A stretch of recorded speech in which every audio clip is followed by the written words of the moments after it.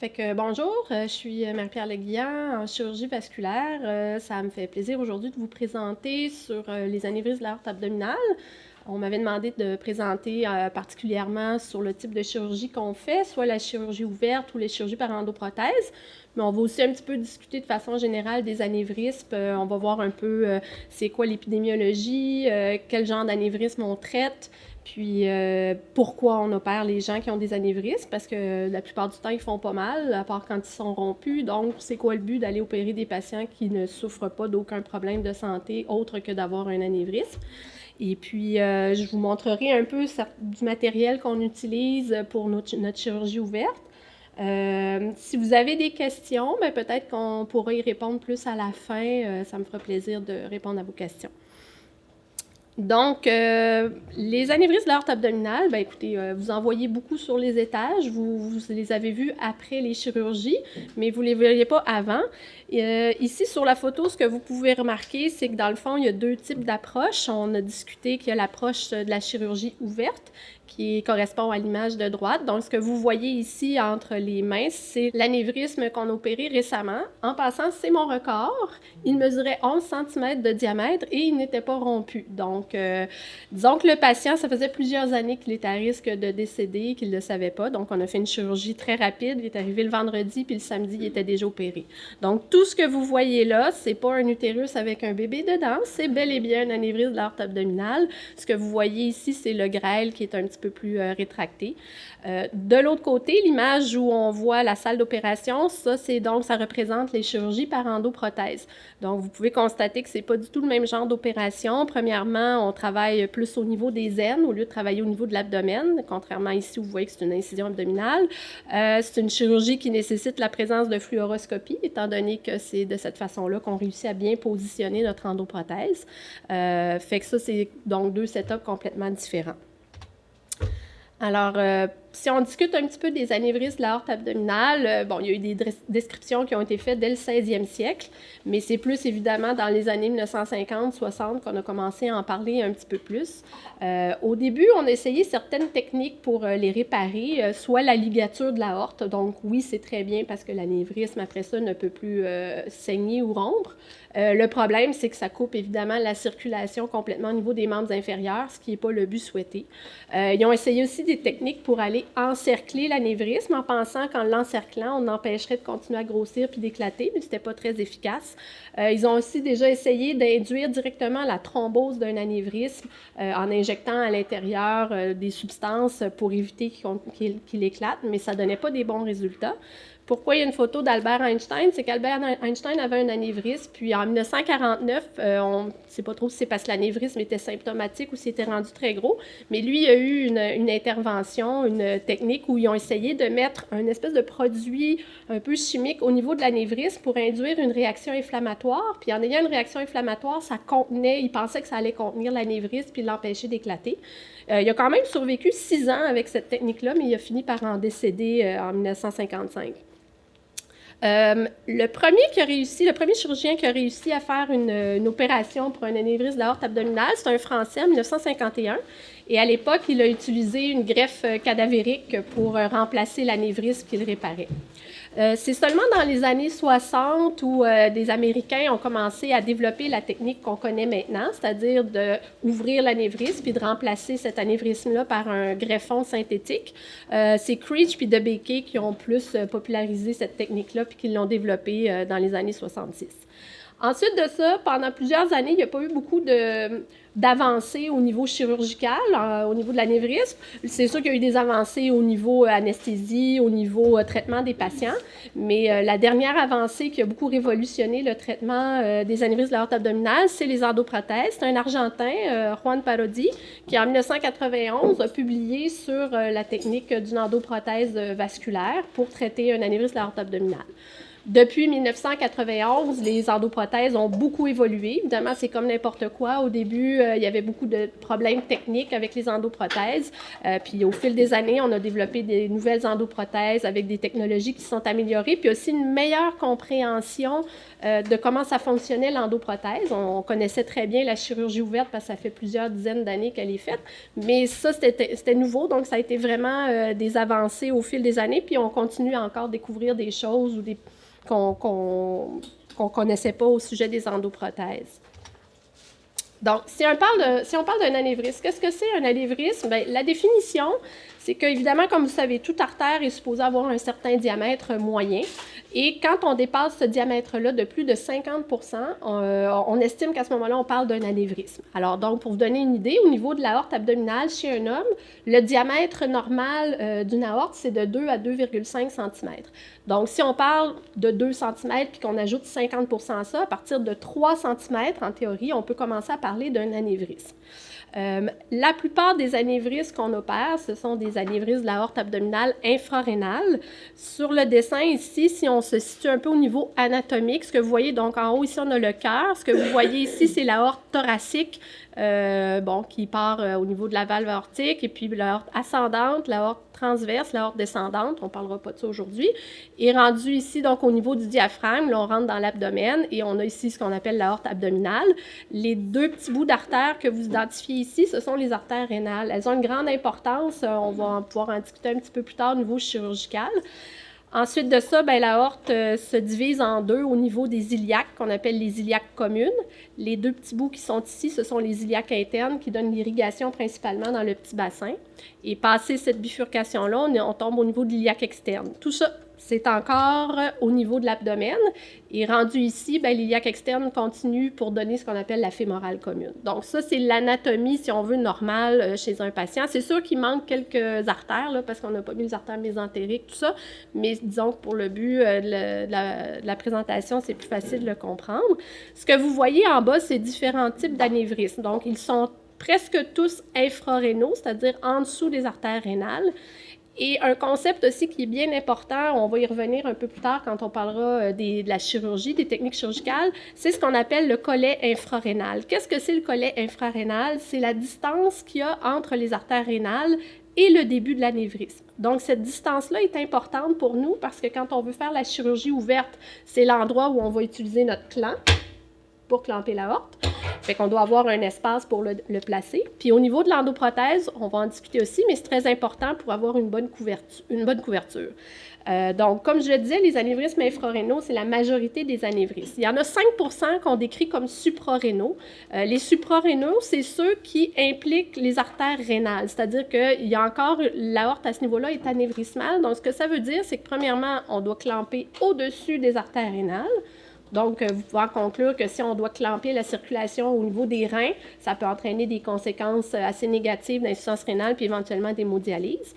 Et non seulement on doit clamper au-dessus des reins, mais on doit aussi ensuite déloger ces deux artères rénales-là et les réimplanter sur notre nouveau greffon qui va être ici. Puis à ce moment-là, on rajoute des petits trous puis on réimplante les rénales. Fait que ça, c'est ce qu'on appelle l'anévrisme suprarénal. Il y a un autre anévrisme qui est un peu compliqué, qu'on pourrait un petit peu associer peut-être à la dernière photo. On voit que les artères rénales ne sont pas vraiment incluses dans le processus de l'anévrisme, mais on voit bien qu'elles sont très proches. Et ça également, ce que ça fait, c'est qu'on ne peut pas à ce moment-là aller placer notre clamp en dessous des artères rénales, donc on doit quand même le placer au-dessus des artères rénales. La seule différence, c'est qu'en théorie, à ce moment-là, on n'est pas obligé de réimplanter les rénales, on fait juste faire notre anastomose directement sous les artères rénales, et ensuite, on peut déclamper. Donc, les anévrismes juxtarénaux, c'est aussi des anévrismes qui ont un risque de créer une insuffisance rénale chez les patients, mais au moins, on n'a pas la réimplantation des artères rénales qui vient compliquer la procédure. Et quand on parle d'un anévrisme de l'artère abdominale, on sait qu'il y en a 25 qui vont être associés aussi à des anévrismes au niveau des iliaques. Donc, vous voyez déjà au niveau de la troisième le troisième anévrisme, et on voit qu'il y a une petite dilatation de l'iliaque, puis on peut voir que ça peut être également aussi des deux côtés. On se rappellera que comme un anévrisme, c'est décrit comme 50 de plus du diamètre normal, on comprend bien qu'une artère iliaque, c'est plus petit qu'une aorte. Donc, une artère iliaque, le chiffre pour dire qu'elle est anévrismale, c'est pas 3, comme ce qu'on a décrit pour une aorte, mais c'est plutôt autour de 1,5 à 2, parce qu'une artère iliaque, le diamètre normal est d'environ 1 cm. En théorie, quand on va opérer, si on a des artères iliaques un peu dilatées, mais qui mesurent moins de 2 cm, on n'est pas obligé nécessairement de les réparer en même temps que l'anévrisme de l'aorte abdominale. Par contre, si elles sont plus que 2 cm, oui, il faut également réparer ça en même temps. Donc, évidemment, ça ajoute un petit peu à la complexité de la procédure. Donc, si on parle un petit peu de l'épidémiologie, c'est-à-dire la fréquence, les anévrismes, tout ça, ce qu'on sait, c'est qu'évidemment, c'est un processus dégénératif, un anévrisme. Donc, on ne retrouve pas ça normalement chez des gens relativement jeunes. D'habitude, la prévalence, la fréquence va augmenter à partir de 50 ans. Les cas où on trouve des anévrismes de l'artère abdominale chez des patients plus jeunes, c'est des patients qui vont présenter des syndromes style de collagénose, donc des Ehlers-Danlos, des syndromes de Marfan. C'est vraiment inhabituel, c'est pas la majorité des anévrismes. Donc, la plupart, c'est dégénératif, 50 ans et plus. La prévalence est autour de 3 à 10 % dans la population. C'est sûr que malheureusement, des fois, les anévrismes, les gens ne le savent pas qu'ils en ont un parce que, comme on disait plus tôt, c'est pas douloureux sauf quand c'est rompu. Donc, il y a beaucoup de patients qui ont des anévrismes qui ne le savent pas. L'avantage de nos jours, c'est qu'il y a beaucoup de patients qui ont des examens pour d'autres problèmes, des échographies, des scanners. Donc, on finit par en découvrir quand même plusieurs qui sont asymptomatiques, ce qui donne une chance aux patients de se faire opérer de façon élective. Mais il n'y a pas un programme de dépistage vraiment national. Il serait recommandé, mais on peut imaginer que ça congestionnerait probablement beaucoup les endroits où ils font les échographies parce qu'on aurait beaucoup de patients tout d'un coup qui se rendraient pour faire des dépistages. Fait que c'est pas instauré ou c'est pas obligatoire, mais la prévalence est autour de ça. Il y a 5 fois plus d'hommes que de femmes qui ont un anévrisme. Les Caucasiens aussi sont plus enclins à avoir des anévrismes que, par exemple, les Afro-Américains. Si on parle des facteurs de risque, le tabac, c'est le principal facteur de risque pour développer un anévrisme. Après ça, l'histoire familiale est aussi importante parce qu'on sait qu'il y a à peu près 25 % des cas d'anévrisme qu'on va découvrir qui présentent dans la famille d'autres personnes qui en ont eu. Donc, un frère, une sœur, un parent qui aurait eu ça. Donc, moi, quand il y a des patients qui viennent me voir et qui sont les premiers dans leur famille à savoir qu'ils ont un anévrisme de l'aorte abdominale, je leur suggère toujours de parler à leur famille pour que ces gens-là se fassent des dépistages parce qu'on risque de trouver à peu près une famille sur 4 où il va en avoir d'autres.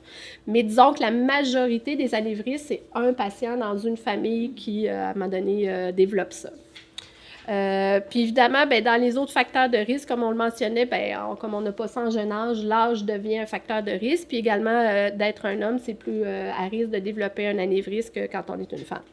Par contre, le risque chez les femmes, si une femme dans une famille a un anévrisme, il y a plus de risques que les autres membres de sa famille en aient, tandis que quand c'est un homme, il y en a un peu moins. C'est des petites subtilités, mais des fois, ça peut aider à vouloir favoriser des dépistages dans certaines familles selon les patients. L'âge moyen de rupture d'un anévrisme, parce que là, on parle d'un anévrisme qui n'est pas symptomatique, qui n'a pas éclaté, mais si on parle des anévrismes qui sont rupturés, l'âge moyen chez les hommes, c'est 76 ans, chez les femmes, c'est 81 ans, puis la dimension moyenne de l'anévrisme, c'est autour de 8 cm. Ça ne veut pas dire que ça ne peut pas éclater avant ou après, mais c'est la moyenne. Donc, sachant qu'un anévrisme, ce n'est pas douloureux, on peut se poser la question, d'abord, pourquoi l'opérer? Puis évidemment, la réponse, vous la connaissez, c'est parce qu'un anévrisme, rendu à une certaine grosseur, ça peut éclater. Si on compare les statistiques, quand on opère des anévrismes de façon élective, il y a un taux de mortalité de moins de 5 %. Tandis que quand on doit les opérer une fois qu'ils sont rompus, le taux de mortalité est de 80 à 90 %, puis ça, malgré toutes les avancées qu'on a fait au niveau chirurgical, anesthésique et tout. Donc, clairement, il y a un net avantage à vouloir faire une chirurgie élective. La chirurgie devient donc une chirurgie de prévention. On prévient la rupture, on prévient le décès, on essaye d'allonger l'espérance de vie des gens en les opérant au bon moment. Mais ça, c'est la grande question. Quand est-ce qu'on doit les opérer? T'sais, on a dit que la rupture, c'est autour de 8 dans la majorité des cas, mais qu'il peut en avoir avant. Donc, dans la décision de qui et quand opérer, ce qu'il faut se poser comme question, c'est quoi le risque d'avoir un anévrisme qu'on n'opère pas? Donc, c'est quoi son risque de rupture? Parce que c'est ça qu'on craint. Puis c'est quoi le risque de la chirurgie? Parce qu'évidemment, c'est pas des chirurgies quand même qui sont banales. Il y a beaucoup de complications qui peuvent survenir à la suite de ces chirurgies-là. Complications cardiaques, on a parlé d'insuffisance rénale, complications au niveau pulmonaire. Puis on sait que c'est pas des patients nécessairement qui sont toujours très jeunes, donc ils ont beaucoup d'autres comorbidités. Fait que t'sais, on ne veut pas non plus faire des chirurgies puis qu'il y en a la moitié qui en décèdent après. Tant qu'à ça, on serait aussi bien de ne pas les opérer. Fait que pourquoi on en est arrivé à décider d'un chiffre? C'est que dans le fond, on a fait beaucoup d'études sur le diamètre des anévrismes et leur risque de rupture. Fait que le tableau qu'il y a ici, ce que vous voyez, c'est les différents risques de rupture selon le diamètre en centimètres. Et si vous remarquez, c'est autour de 5 à 6 cm qu'on se rend compte que de tout d'un coup, on passe de 3 % de rupture à presque 15 % de rupture par année. Donc, c'est de là qu'on en est venu à la conclusion, à l'analyse, qu'un anévrisme autour de 5,5 cm chez un homme, ça devrait être le chiffre sur lequel on devrait se baser pour opérer. Donc, pratico-pratique, ce qu'on fait, c'est qu'en bas de 5,5 cm chez les hommes, on opère à peu près pas et clairement pas en bas de 5 cm. La zone grise, là, entre 5 et 5,5 cm, bien là, ça va dépendre du patient auquel on a affaire. Pour donner des extrêmes, c'est sûr que si on a un patient de 88 ans, trouble neurocognitif, insuffisance rénale chronique avec un anévrisme de 5,2 cm, je pense qu'on va le laisser tranquille, puis on réévaluera la situation si ça grossit, comparativement à un homme de 50 ans en bonne santé, qui travaille, qui voyage, puis qui a un anévrisme de 5,2, je pense que là, le bénéfice est clairement indiqué. Mais si on veut être by the book, c'est 5,5 cm chez les hommes. Chez les femmes, le diamètre est à 5 cm, c'est simplement parce que chez les femmes, la horte est d'un petit peu plus calibre. Donc, si on fait la règle de l'anévrisme puis le risque de rupture, 5 cm, c'est un meilleur chiffre pour opérer chez les femmes. Donc, ça, c'est la première donnée qu'il faut considérer quand on veut opérer, le risque de rupture. Mais il faut aussi considérer le patient dans son ensemble. Ce n'est pas juste un anévrisme, c'est un patient au complet qui se fait opérer. Et c'est là où il faut essayer de trouver ou de deviner un peu son risque chirurgical. On a dit que c'était en bas de 5 % quand on faisait des chirurgies électives, mais il faut savoir qu'il y a certains problèmes de santé qui mettent les gens beaucoup plus à risque. Et le risque majeur pour un décès lorsqu'on se fait opérer pour un anévrisme, ce n'est pas les problèmes cardiaques, c'est l'insuffisance rénale chronique. C'est-à-dire que l'insuffisance rénale chronique, elle ne va pas causer une complication particulière quand on opère. Je veux dire, on n'opère pas nécessairement, comme j'ai dit tantôt, on n'opère pas toujours au-dessus des reins, donc on est en... Mais l'insuffisance rénale chronique, c'est comme un signe que le patient il est déjà très malade. On les voit aussi, les patients insuffisants rénaux, pas juste ceux qui sont dialysés, mais notamment ceux qui sont dialysés. On est d'accord que c'est pas mal les patients les plus malades de l'hôpital. Donc, quand on a une insuffisance rénale chronique chez un patient, même s'il n'est pas dialysé, c'est déjà un signe qu'au niveau physiologique, c'est un patient qui est déjà assez hypothéqué. Donc, c'est ça notre risque principal ou l'un de ceux qu'on doit identifier puis qu'on doit expliquer ça aux patients aussi. T'sais, ça fait partie des discussions qu'on doit avoir. Puis même si on n'opère pas en clampant au-dessus des artères rénales, vous savez, quand on fait un clampage de l'aorte, qui est le plus gros vaisseau du cœur, c'est sûr qu'au niveau cardiaque, ça donne une charge importante au niveau du cœur. Donc, c'est sûr qu'il y a des variations au niveau hémodynamique pendant le clampage, pendant le déclampage, qui font en sorte qu'il peut y avoir des hypotensions importantes au déclampage, qui font en sorte que les reins peuvent aussi en souffrir. Donc, c'est tout ça qui fait en sorte que l'insuffisance rénale chronique, c'est le principal facteur de risque pour décéder lors d'une chirurgie élective, puis également aussi quand on est en chirurgie d'urgence. Les autres facteurs de risque, bien, il y a l'insuffisance cardiaque aussi, la maladie cardiaque, mais si les patients ont eu un pontage cardiaque dans les 5 dernières années, ça les protège un peu au niveau de la chirurgie, c'est-à-dire qu'en théorie, ce risque-là devrait être à peu près nul puisqu'ils ont eu leur pontage. C'est sûr aussi les patients avec une maladie pulmonaire obstructive, surtout quand on parle d'une chirurgie ouverte, bien, eux, évidemment, ils ont beaucoup de complications, de pneumonie, de surcharge, d'insuffisance respiratoire. Donc ça, c'est les principaux risques qu'il faut évaluer avant la chirurgie. Donc presque tous nos patients sont vus, en fait, tous les patients sont vus au moins en médecine interne, puis ensuite de ça, parfois en cardiologie, parfois en néphrologie selon les pathologies. Fait que si on parle de la chirurgie ouverte, donc, une chirurgie ouverte, c'est sous anesthésie générale. Ça, c'est la chirurgie, je vais vous l'expliquer, c'est celle qu'on fait là, depuis plusieurs années. Donc, la chirurgie ouverte sous anesthésie générale, le patient va avoir une épidurale avant l'opération, une voie centrale, une canule artérielle pour monitoriser l'hémodynamie péropératoire. Et on fait donc une incision xiphopubienne au niveau de l'abdomen. Les anévrismes, c'est situé dans le rétropéritoine. Le rétropéritoine, c'est un concept un peu ésotérique quand on n'a jamais ouvert un ventre. Là, on ne sait pas trop ce que ça veut dire, mais grosso modo, quand on ouvre le ventre, la première chose qu'on a, c'est, oui, bon, de l'épiplobe, mais on a les intestins. Donc, mais l'anévrisme, il n'est pas là. La première photo que je vous ai montrée, là, le gros anévrisme de 11, ben, c'est pas comme ça d'habitude, là, c'est parce qu'il était tellement gros qu'il était tout de suite dans le champ opératoire. Mais normalement, les premières choses qu'on a, c'est donc les intestins. Donc, il faut réussir à récliner les intestins, tout ça. Et ensuite, une fois qu'on a fait ça, là, on arrive, il y a une autre couche, et c'est là qu'est l'aorte, et c'est là donc qu'est l'anévrisme. Donc, c'est une exposition qu'on appelle rétropéritonéale.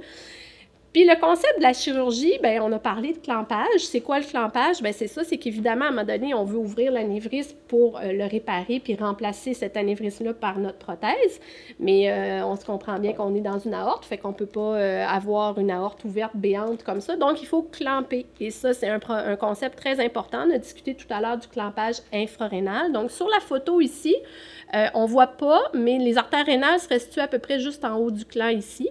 Ça, ce qui est ici, c'est notre collet, où est-ce qu'on procède au clampage, parce que on doit toujours avoir une zone saine au niveau de l'aorte pour anastomoser, c'est-à-dire connecter notre greffon sur l'aorte, parce qu'on ne peut pas aller connecter un greffon, par exemple, sur une aorte qui est anévrismale. Premièrement, parce que ce n'est pas des bons tissus, ils sont mous, tout ça, ne sont pas résistants. Puis deuxièmement, bien, comme vous pouvez le constater, les greffons, ils ont un certain diamètre. Puis je veux dire, le but, c'est de réduire le diamètre, fait qu'on ne va pas aller mettre un gros greffon comme ça sur une aorte, ça ne donne rien. Donc, il faut toujours avoir une zone saine. Donc, c'est ça l'importance du collet anévrismal. Et nous, quand on opère, je vous ai parlé des artères rénales, mais un signe anatomique, un repère anatomique important, c'est qu'ici, au-dessus de l'aorte, elle n'est pas identifiée, mais il y a la veine rénale gauche, parce que le rein est ici à gauche. Donc, la veine qui va rejoindre la veine cave de ce côté-ci passe au-dessus de l'aorte dans la majorité des cas. Et pour nous, c'est donc un repère. Quand on voit la veine rénale, on sait que normalement, on est arrivé à l'endroit du collet, fait qu'on dissèque un peu plus, puis là, on identifie notre aorte saine. Ce que vous voyez ici, c'est l'artère mésentérique inférieure. Donc, l'irrigation au niveau des intestins, c'est faite par le tronc cœliaque, l'artère mésentérique supérieure et inférieure. Dans les cas d'anévrisme, l'artère mésentérique inférieure est très souvent thrombosée. Puis lorsqu'elle ne l'est pas, dans la majorité des cas, on peut simplement la ligaturer. Les deux autres artères, tronc cœliaque, artère mésentérique, vont normalement faire l'ouvrage, puis on peut la sacrifier sans problème. Ça arrive rarement que si les troncs cœliaques puis l'artère mésentérique supérieure présentent des sténoses ou des thromboses importantes, puis que c'est l'artère mésentérique inférieure qui devient le principal vaisseau qui irrigue les intestins, dans certains cas, on doit la réimplanter, c'est-à-dire c'est un petit peu le même concept dont je parlais tout à l'heure avec les artères rénales, c'est-à-dire d'enlever comme une pastille autour de l'origine de l'artère mésentérique, puis une fois qu'on a mis notre greffon, on fait un petit trou dans le greffon, puis on la réimplante pour que les intestins soient irrigués. Alors, une fois qu'on a bien clampé aussi au niveau des iliaques, ici, il vous montre une photo où on assume que les artères iliaques devaient être corrigées également. À ce moment-là, une fois qu'on a clampé également ici au-dessus de la bifurcation iliaque, bien là, on est prêt à ouvrir l'anévrisme. Avant de clamper, on donne toujours de l'héparine intraveineuse en grande quantité parce que du sang qui ne bouge pas à une certaine vitesse, vous le savez, ça thrombose. Donc, l'héparine intraveineuse, quand on est clampé, puis donc le sang a quand même une certaine résistance pendant le temps qu'on travaille, on ne veut pas qu'il se forme des caillots ni au niveau des jambes, ni plus haut. Fait qu'on donne l'héparine intraveineuse en grosse dose. Grosso modo, c'est à peu près 100 unités par kilo. Fait qu'un homme de 70 kg reçoit 7000 unités intraveineuses d'héparine. Ensuite, on clampe, puis là, c'est le moment où on va aller ouvrir l'anévrisme. Là, pour vous orienter, la tête est comme à gauche, ici. Puis ça, c'est les jambes vers le bas. Puis ce que vous voyez, je vais vous montrer. Ça, c'est premièrement l'écarteur qu'on va utiliser. C'est-à-dire que dans mon temps, il y avait des résidents qui tiraient, mais maintenant, la technologie a avancé. Fait que ça, c'est un écarteur qu'on met autour du patient sur lequel on peut fixer, comme vous voyez ici, des instruments qui servent à écarter donc les intestins qu'on ne veut pas. Fait que vous voyez ici, il y a du grêle qu'on a tassé. En dessous de la serviette verte, c'est tout le grêle qui serait là. Excusez-moi. C'est tout le grêle, donc on retient le grêle ici. Ici, on a ce qu'on appelle un écarteur rénal, il est plus mince, et celui-là, il est juste au-dessus de l'aorte. Fait que vous voyez, ça, c'est la veine rénale, c'est difficile peut-être à annoncer. Ça, on a notre clan, qui est donc un clan comme ça. Puis ce que vous voyez ici, donc, c'est l'intérieur de l'anévrisme. Donc, l'anévrisme a été ouvert. À l'intérieur de l'anévrisme, comme je disais toujours, il y a souvent du thrombus. Ici, on voit qu'il y a un petit thrombus, mais souvent, ça peut même être circonférentiel. Il y a beaucoup de thrombus dans un anévrisme. C'est comme une réaction normale du corps, parce que quand ça a commencé à se dilater, bien, il s'est fait comme... C'est une question de flot. La vitesse du flot étant moindre au niveau des l'externe de l'anévrisme, ben il thrombose un petit peu, ça fait du caillot, mais c'est pas un caillot qui est dangereux. Des fois, on reçoit des appels parce qu'il y a des médecins qui reçoivent des rapports d'échographie ou de scan où on décrit un anévrisme avec un thrombus dans l'anévrisme. C'est normal, c'est toujours comme ça. C'est pas des thrombus qui ont des risques élevés d'emboliser. On dit que c'est moins que 5%, puis honnêtement, je suis même pas sûre que c'est tant que ça. Donc, un thrombus à l'intérieur d'un anévrisme, c'est normal. Puis c'est ça qui fait en sorte que des fois, je vous parlais tout à l'heure de la mésentérique inférieure, bien, elle aussi, elle se thrombose parce que l'anévrisme qui est sur la paroi empêche le sang de la mésentérique inférieure. Donc, dans ce cas-ci, on la voit. Je pense que ce qu'on voit ici, c'est une soie qui a attaché la mésentérique inférieure. Puis ce que vous voyez ici, c'est donc l'aorte qui est saine, qu'on a coupée un petit peu comme un saucisson, là, je veux dire, comme ça. Puis c'est là où on va aller s'anastomoser avec notre greffon en utilisant, ça c'est du fil à suture. Donc c'est vraiment, tu sais, on prend le fil, puis on prend notre greffon. Puis imaginez-vous que ça c'est votre aorte normale, puis ça c'est votre greffon. Fait que vous faites un fil de façon circonférentielle, on appelle ça un surjet. Puis là, ben, ça finit que vous êtes collé comme ça. Fait qu'à ce moment-là, quand l'anastomose proximale est faite, après ça, on la teste, on vérifie qu'il n'y a pas de saignement, puis là, on va aller faire ce qu'on appelle l'anastomose distale. Les deux clans que vous avez ici sont sur les artères iliaques communes. Fait qu'il y en a une iliaque commune gauche, iliaque commune droite. Donc, dans ce cas-ci, probablement qu'on a utilisé un greffon qu'on va appeler tubulaire parce qu'il est seulement avec un proximal et un distal. L'anastomose distale, c'est le même principe que ce que je viens de vous expliquer. Quand on doit réparer les anévrismes au niveau iliaque, je vous expliquais tout à l'heure, dans certains cas, on doit descendre un peu plus bas. Bien là, on doit prendre ce qu'on appelle un greffon bifurqué. Fait qu'à ce moment-là, on fait une anastomose en haut, puis on doit faire 2 en bas pour que la circulation se rende dans les 2 jambes. Fait que c'est ça la différence au niveau des greffons. Fait que c'est pour ça que des fois, on opère des anévrismes, puis on dit qu'on a fait un pontage aorto-aortique ou sinon aorto-biliaque ou dans certains cas même bifémoral, quand par exemple les iliaques sont très calcifiés, que le patient présente une maladie athérosclérotique importante, on doit parfois se rendre au niveau des artères fémorales. On n'aime pas ça parce que dans les aines, ça augmente les risques d'infection. Puis un greffon infecté, c'est une catastrophe, là. C'est à peu près pas compatible avec la vie, donc on essaye beaucoup d'éviter les artères fémorales, mais dans certains cas, on n'a pas le choix. Ça serait le même produit? Ça serait le même produit? Mais plus long? Bien, c'est ça. Oui, c'est le même. C'est toujours ça. C'est des greffons qui sont fabriqués. C'est du tissu qui est tressé, tissé. Donc, oui, c'est exactement les mêmes genres de greffons. Bon, ben en tout cas, ça illustre le pontage à la fin qui devait... c'est un pontage, dans le fond, comme on le voit mal, là, mais ici, il y a l'anastomose proximale, puis chacune des pattes au niveau iliaque a été anastomosée. Donc, c'est au moment du déclampage qu'on va avoir des effets souvent négatifs, c'est-à-dire le déclampage, c'est quoi? C'est qu'évidemment, pour faire toutes ces sutures-là, on avait nos pinces en place pour pas que ça saigne. Quand on veut, après ça, revasculariser les jambes, on doit enlever nos clampes, déclamper. Et c'est là que les patients vont souvent faire des chutes de pression. Donc, au niveau anesthésique, il faut avoir une bonne communication parce qu'il faut que l'anesthésiste remplisse le patient avec des cristalloïdes, avec du sang, de l'albumine, n'importe quoi. Parce que nous, quand on va ouvrir chacune des pattes du greffon, bien là, tout d'un coup, il va y avoir une grosse baisse de résistance dans le corps. Puis quand il y a une baisse de résistance, bien, il y a une baisse de pression. Puis c'est comme ça qu'il faut se coordonner. Fait que souvent, on fait une jambe à la fois quand on fait biliaque, c'est-à-dire qu'on déclampe un côté, ça donne le temps à l'anesthésiste de stabiliser le patient. Nous, on fait notre autre anastomose de l'autre côté, puis pendant qu'on le fait, après ça, quand on est prêt à déclamper l'autre côté, bien là, la pression s'est stabilisée, puis on recommence. Fait que maintenant, on va parler des endoprothèses. Fait que ça, c'était pas mal pour la chirurgie ouverte, ça correspond un peu. Puis là, après ça, bien, comme vous savez, les patients vont aux soins intensifs d'habitude 24-48 heures, 5 à 7 jours à l'hôpital. C'est grosso modo, c'est à peu près ça. Ils ont évidemment un Levin, la sonde urinaire, tout ça pour les premiers 48 heures. Puis ensuite de ça, quand le transit digestif repart, bien évidemment, là, on enlève le Levin, on recommence l'alimentation. Fait que si on parle des endoprothèses, on a parlé tout à l'heure, c'était monsieur docteur Parodi qui avait inventé ça. Donc, les endoprothèses, c'est un concept complètement différent. Ce que vous voyez ici à l'écran, c'est 2 types d'endoprothèses différentes qui essayent de combler les concepts d'endoprothèse. Alors, c'est quoi les concepts d'une endoprothèse? C'est qu'il y a d'abord un concept de couverture endovasculaire. C'est-à-dire que quand on fait la chirurgie par endoprothèse, on passe par les aines et ce qu'on fait, c'est qu'on remonte à l'intérieur via la lumière des fémorales. Comme vous avez vu, tout communique là, avec l'anatomie de début. Donc, on remonte au niveau de l'aorte Et ce qu'on veut, dans le fond, c'est aller couvrir l'anévrisme avec une de ces prothèses-là. Donc, les prothèses, elles sont faites avec des matériaux, le blanc que vous voyez ici, ça, c'est des matériaux qui sont pleins, c'est-à-dire qu'il n'y a pas de trou là-dedans, parce qu'évidemment, on ne veut pas qu'il y ait du sang qui continue d'aller dans l'endoprothèse. Donc, ça, c'est le concept de la couverture de l'anévrisme.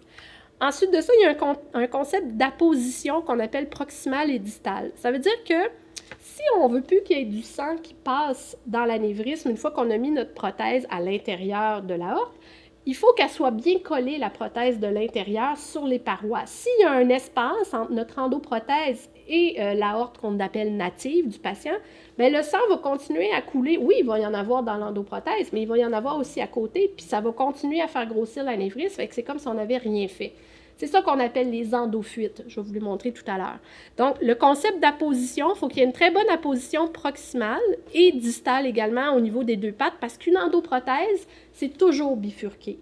On a essayé au début de faire des endoprothèses qui auraient pu ressembler à ça, là, une endoprothèse qu'on pourrait dire tubulaire, mais ça n'a pas donné des bons résultats à cause de ce concept d'apposition-là, c'est-à-dire que distalement, on n'arrivait presque jamais à couvrir sur une zone saine, parce que comme vous avez vu, l'anévrisme, c'est très rare qu'il arrête très haut au niveau de l'aorte, il est presque toujours collé sur les deux iliaques, puis là, bien, il y avait toujours des endofuites, fait que c'est comme si ça ne servait à rien. Donc, on ne fait plus ça, des endoprothèses qu'on pourrait dire tubulaires, donc c'est toujours une endoprothèse avec deux pattes.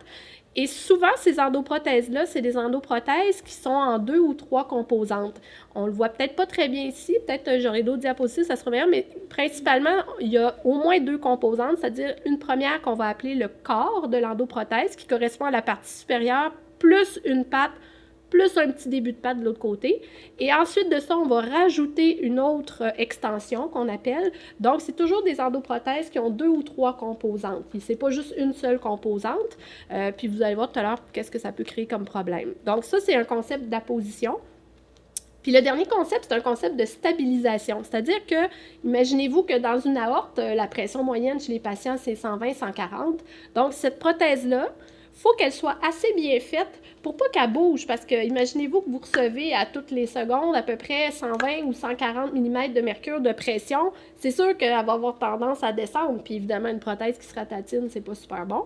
Donc, il faut qu'il y ait aussi un concept où cette prothèse-là reste très stable, et il y a différents mécanismes que vous voyez ici, où est-ce qu'on voit qu'il y a de l'espace au niveau supérieur de la prothèse. Ça, c'est la partie qui va aller à la hauteur des artères rénales et qui va aller se fixer. Il y a des petits crochets qui font en sorte que quand on va l'ouvrir, ça va aller se fixer sur la paroi. Puis ça va empêcher la prothèse donc de bouger puis de descendre au fil des mois puis des années. Cet endroit-là, il ne faut pas qu'il soit couvert parce que si vous couvrez les artères rénales avec ce matériel-là, ben, vous venez de bloquer vos artères rénales puis le patient tombe en dialyse. Donc, c'est un concept où cette partie-là va au-dessus des artères rénales, mais où elle est ouverte avec les petits crochets. Cette autre prothèse-là, non seulement il y a des petits crochets, mais pour stabiliser puis bien faire une bonne apposition, ici au niveau des anneaux, c'est du ciment qu'on injecte dans la prothèse. C'est-à-dire qu'on installe notre prothèse, puis après, il y a un petit cathéter qui sort. Donc, par ce cathéter-là, on va injecter un produit qui va aller dans tous les anneaux que vous voyez sur la prothèse, donc ici au niveau des deux pattes, mais également ici. Et ça, ce ciment-là va finir par durcir, puis il va se mouler en même temps au début, comme il est liquide, il se moule un peu plus à l'anatomie de l'aorte. Donc, à ce moment-là, ça fait une deuxième stabilité, puis ça fait également une meilleure apposition. En tout cas, c'est ça leur idée, pour éviter ce qu'on verra tout à l'heure, qui sont les endofuites.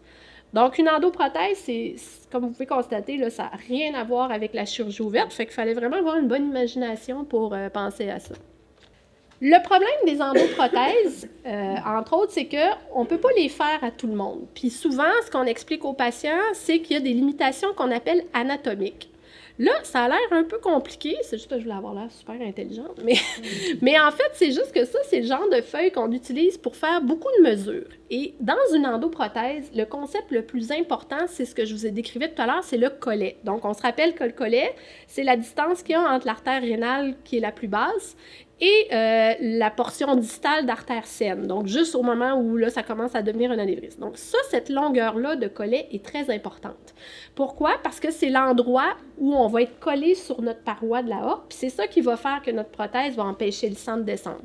Donc, si la longueur est trop courte, bien, il n'y aura pas une assez grande distance de bonne apposition, puis la prothèse ne va pas faire le travail qu'on veut qu'elle fasse. Donc, la longueur est très importante et chaque endoprothèse, ils ont ce qu'on a, en anglais, ils appellent ça des IFU, c'est-à-dire des Indication for Use. Ça veut dire qu'eux, en faisant leurs études, ils ont évalué c'était quoi la longueur minimale de collet qu'on devait avoir pour pouvoir utiliser leur endoprothèse. La majorité, il faut que ce soit au moins 1 cm, puis des fois même autour de 15 mm dans certains modèles d'endoprothèse. Si vous décidez d'utiliser une endoprothèse chez un patient qui n'a pas un collet de 15 mm, bien, aux États-Unis, vous faites poursuivre parce que la prothèse n'est pas faite pour ça, ça veut dire qu'elle a plus de risque de ne pas fonctionner. Ça ne veut pas dire qu'elle ne fonctionnera pas nécessairement, mais si elle ne fonctionne pas, vous êtes un peu dans le trou. Donc, ça, la longueur, c'est très important, la longueur du collet. Fait que c'est pour ça qu'il y a des patients qu'on ne peut pas mettre d'endoprothèse, entre autres. Ils ont développé un autre concept au niveau des endoprothèses qui fait en sorte que maintenant, maintenant, ça fait plusieurs années, il y a des endoprothèses qui peuvent être même faites sur mesure pour qu'on puisse avoir des petits trous dans l'endoprothèse qui va laisser le sang passer dans les artères rénales. Et cette endoprothèse-là, on va pouvoir aller la positionner jusque plus haut au-dessus des rénales. Fait qu'en ayant les petits trous, les artères rénales vont continuer d'être perfusées. Mais c'est des endoprothèses qui sont beaucoup plus complexes à faire, premièrement, parce que les artères rénales ne sont pas toutes exactement à la même place chez tous les patients. Donc, évidemment, c'est une technologie un petit peu plus complexe à utiliser. L'autre chose qui est importante au niveau du collet, il ne faut pas qu'il y ait de calcification importante de plus de 50% de circonférence. Encore là, c'est pour le concept de la position, parce que si vous avez une aorte qui est assez souple, bien, l'endoprothèse va pouvoir se mouler, puis elle risque d'être bien étanche. Si vous avez des calcifications, comme c'est rigide, il n'y a pas de jeu pour mouler la prothèse, puis à ce moment-là, ça laisse des espaces, puis ça peut créer des endofuites, donc c'est pas bon d'avoir des calcifications. Puis l'autre chose qui est pas bon pour un collet, c'est ici, on voit que le diamètre à cette hauteur-là est à peu près le même qu'ici, c'est-à-dire c'est des belles lignes droites. Il y a certains patients chez qui le collet, il fait ça, puis il descend un peu de biais. Sans être vraiment un anévrisme, au lieu d'être comme ça, il est un peu comme ça, on appelle ça un collet conique. Puis ça, c'est mauvais parce que vous comprenez qu'on va peut-être être bien appositionné en haut, mais on n'aura pas une bonne longueur d'apposition parce que les endoprothèses, leur diamètre, il est exactement le même sur toute la longueur. Donc, on ne peut pas avoir une endoprothèse qui va se coller en haut sur un diamètre, mettons, de 2,5 mm, puis bien se coller sur un diamètre de 3. Donc, il faut que le collet soit assez droit. Fait que ça, c'est un des trucs majeurs là, au niveau des endoprothèses. Il faut aussi avoir un peu les mêmes caractéristiques au niveau de ce qu'on appelle les zones d'atterrissage. Les zones d'atterrissage, je vous l'ai expliqué, l'endoprothèse, elle est toujours bifurquée, donc on doit toujours aller atterrir au niveau des iliaques. Puis c'est le même concept. Au niveau des iliaques, bien, il faut qu'il y ait un certain diamètre. Il ne faut pas qu'il y ait trop de calcification. C'est un peu la même chose. La dernière chose aussi qui peut être importante, entre autres, c'est le diamètre aussi de l'aorte distale. Donc ici, vous voyez juste avant la bifurcation, là, il y a une mesure qu'on prend parce que chez certains patients, à cet endroit-là, l'aorte est très rétrécie. Puis vous comprenez, c'est pas une endoprothèse, mais c'est le même concept. Ici, on a 2 pattes qui doivent passer pour aller dans les iliaques. Et si on est dans une aorte qui est rétrécie, bien, les 2 pattes vont être écrasées. Fait que soit qu'il y en a une qui va thromboser, ou même les deux. Et à ce moment-là, ben, on va avoir une ischémie ou une prothèse qui ne marche pas. Fait que ça, c'est un autre diamètre qui est important pour nous à connaître. Puis il y a des gens qui ne peuvent pas avoir d'endoprothèse dans ce cas-là parce que les 2 pattes ne rentrent pas. Quand c'est le cas, on peut remédier à ça en utilisant ce qu'on appelle des endoprothèses juste d'un côté. Puis ce qu'on fait, c'est qu'on met une endoprothèse juste d'un côté iliaque. Donc, au lieu d'être comme ça, l'endoprothèse, elle n'aurait pas cette patte-là. Puis là, vous allez me dire, ben oui, mais là, il y a un bord qui ne sera pas perfusé, fait que la jambe va être ischémique. Fait que ce qu'on fait, c'est qu'on place l'endoprothèse, puis après, on fait un pontage fémoro-fémoral pour que plus bas, ben là, il y a du sang qui aille dans l'autre jambe. Ça peut être quelque chose qu'on peut faire pour éviter à un patient une chirurgie ouverte s'il n'est pas un bon candidat, mais qu'on ne peut pas mettre une endoprothèse classique. Puis il y a plein de mesures qu'il faut prendre aussi sur la longueur entre les rénales puis la bifurcation, tout ça.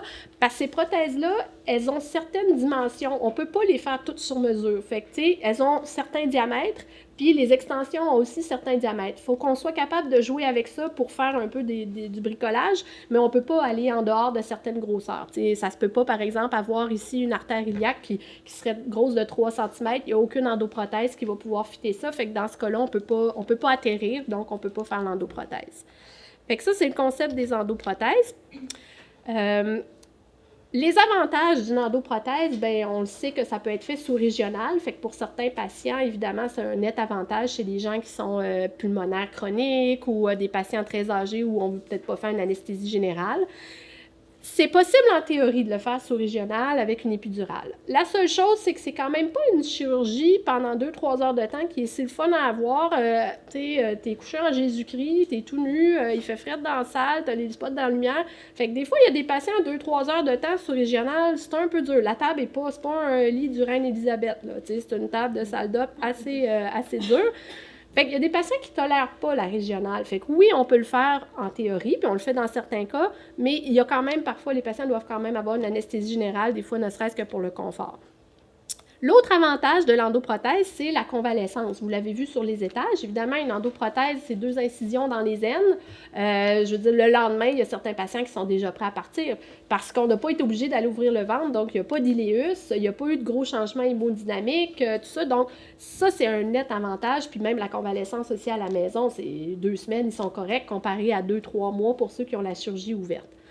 Par contre, on s'est rendu compte au début, on se disait, étant donné que la convalescence et que la chirurgie est un peu moins difficile, on va avoir des super bons résultats au niveau des complications. Il devrait en avoir moins, moins de complications cardiaques, ça. Mais c'est pas vraiment le cas parce que souvent, quand on veut faire une endoprothèse, c'est qu'on a déjà sélectionné des patients qui sont plus malades que les autres parce qu'on veut pas faire la chirurgie ouverte. Donc, ils sont déjà plus cardiaques, ils sont déjà plus MPOC. Fait qu'on s'est rendu compte en faisant des études qu'on avait ce qu'on appelle un billet de sélection au début. On sélectionnait des patients plus malades. Fait que quand on arrivait au résultat, même s'ils avaient une chirurgie un peu moins invasive, ils étaient tellement malades au début qu'ils ont fait autant d'infarctus que les autres, puis ils n'ont pas survécu, il y a eu autant de décès.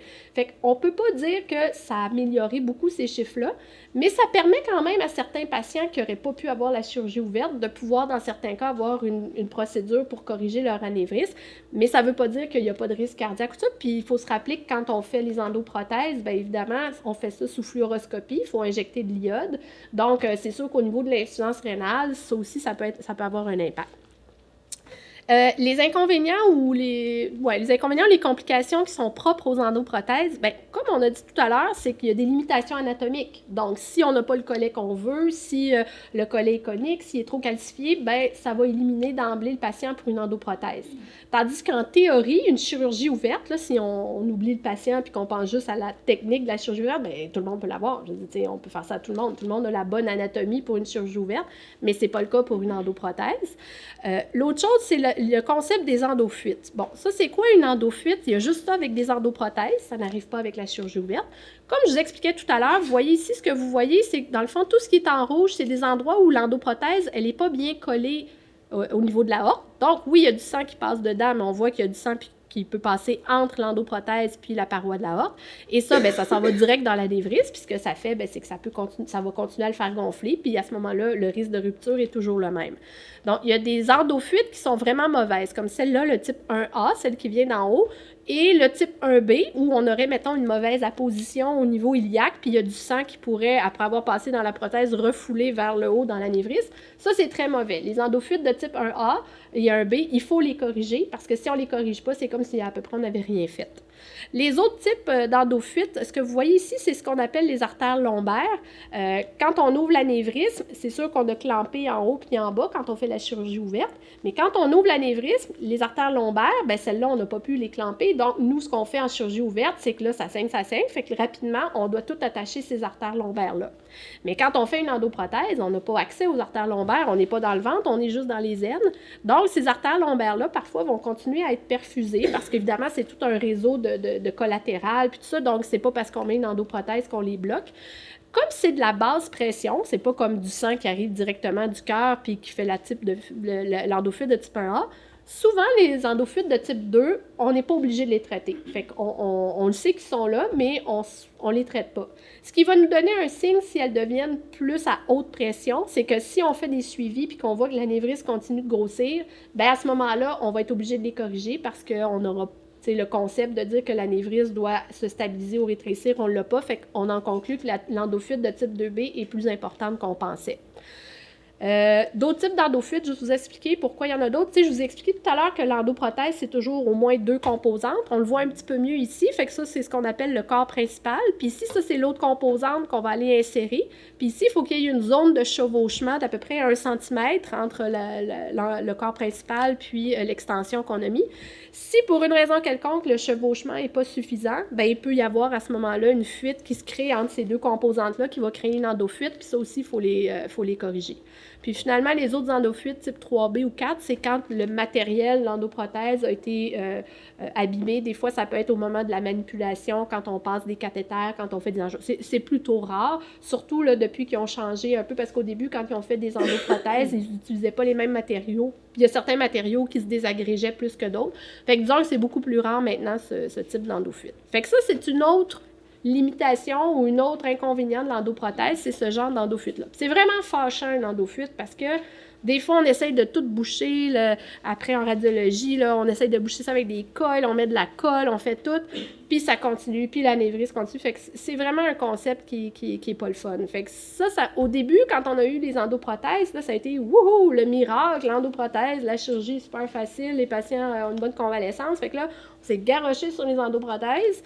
Puis évidemment, comme n'importe quelle autre technologie, pour se rendre compte quelques mois ou quelques années plus tard que les endofuites créaient beaucoup de problèmes. On a réussi à mieux les comprendre. Fait que là, il y a comme un retour du balancier. Quand les endoprothèses sont sorties, il y a des centres où est-ce qu'ils faisaient quasiment 90% des chirurgies par endoprothèse. Puis là, on s'est rendu compte que comme il y avait des problèmes, maintenant, surtout ici à Charlemagne, on a tendance à favoriser la chirurgie ouverte en premier quand les patients sont des bons candidats parce qu'ils n'ont pas ces inconvénients-là. Puis on considère l'endoprothèse dans des cas plus spécifiques où on pense que le patient ne peut pas avoir une anesthésie générale ou il est quand même très âgé parce qu'on est rendu qu'on opère des 90 ans. Ou encore parce que le patient le demande. C'est plus rare, mais il y a certains patients qui me disent « Moi, d'emblée, je ne veux pas une chirurgie ouverte. » On leur explique ça peut être quoi les inconvénients, mais s'ils sont prêts à vivre avec ça, ça peut être ça. Donc, je voudrais qu'on est revenu à des chiffres un petit peu plus balancés. Puis le dernier inconvénient des endoprothèses, c'est que ça demande un suivi annuel. Quand on fait une chirurgie ouverte, là, une fois que c'est réparé, il ne peut pas arriver grand-chose. Je veux dire, fait qu'après ça, par acquis de conscience, 5 ans plus tard, on fait un petit examen de ceux qui n'ont pas développé un faux anévrisme au niveau de la ligne de suture, mais ils n'ont pas besoin de revenir à chaque année. Une endoprothèse, pour venir à chaque année pour avoir un suivi. Initialement, c'était par des angioscans. Fait que imaginez-vous qu'à 60 ans, vous avez une endoprothèse, jusqu'à 80 ans, pendant 20 ans, vous faites shooter de l'iode puis des radiations à toutes les années, juste pour être sûr que l'endoprothèse fonctionne. Fait que, tu sais, ça aussi, c'est à y penser. Maintenant, on fait certains suivis avec échographie, mais disons que ça demande quand même à chaque année un suivi. Fait que ça, c'est pas non plus si agréable. C'est sûr que si c'est notre seule option, on le fait, mais ça peut être quelque chose auquel il faut penser chez des patients, surtout quand ils sont plus jeunes. Ça ici, la photo, oui, c'est moi, là, mais c'était pas ça le but. C'est parce que le monsieur ici, que vous voyez, c'est un monsieur qui a eu une aorte rompue. Puis on l'a fait par endoprothèse. Puis ça, c'est le lendemain matin de sa chirurgie. Il était vraiment top shape, tu sais. Fait qu'on peut faire aussi des endoprothèses sur des aortes rompues. Puis oui, c'est vrai que la convalescence est comme pas mal plus facile que pour qu'une chirurgie ouverte. Fait que ça fait quelques années. Le monsieur a super bien évolué, puis il continue de bien aller, puis lui, il est très content de son endoprothèse. Fait que c'est juste pour vous dire que ça se peut aussi pour des aortes rompues. Donc, finalement, le choix d'une chirurgie ouverte ou d'une chirurgie par endoprothèse, la conclusion, c'est que oui, il faut évaluer l'anévrisme, est-ce qu'il y a la bonne configuration, tout ça, mais il faut beaucoup évaluer le patient. Puis, il y a un dicton en chirurgie qui dit toujours, si vous voulez avoir un post-op facile, il faut que vous ayez préparé un bon pré-op. Fait que ça veut dire qu'il faut que vous ayez bien évalué votre patient, que vous ayez bien regardé l'anatomie, que vous ayez bien discuté avec lui. Puis là, après ça, le post-op, il y a pas mal des meilleures chances que ça fonctionne. Fait que ça, c'était ma présentation. S'il y a des questions, ça va me faire plaisir.